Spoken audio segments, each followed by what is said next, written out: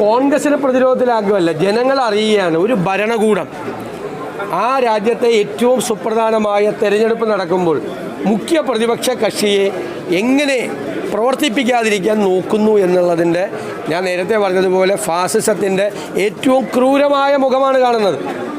ഞങ്ങൾക്ക് പണമില്ല, രാഹുൽ ഗാന്ധി പറഞ്ഞതുപോലെ പണമില്ല മത്സരിക്കാൻ, പക്ഷേ ജനങ്ങൾ ഞങ്ങൾക്ക് പണം തന്ന് സഹായിക്കും.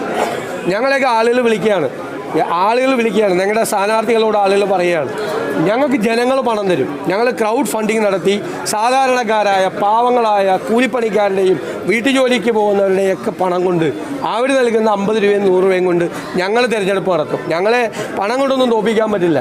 പക്ഷേ എത്ര ക്രൂരമായിട്ടാണ് ഫാസിസത്തിൻ്റെ മുഖം, എത്ര ക്രൂരമാണ്. ഇവരാണ് വീണ്ടും അധികാരത്തിൽ വരുന്നതെങ്കിൽ ഇന്ത്യയിൽ പ്രതിപക്ഷം പോലും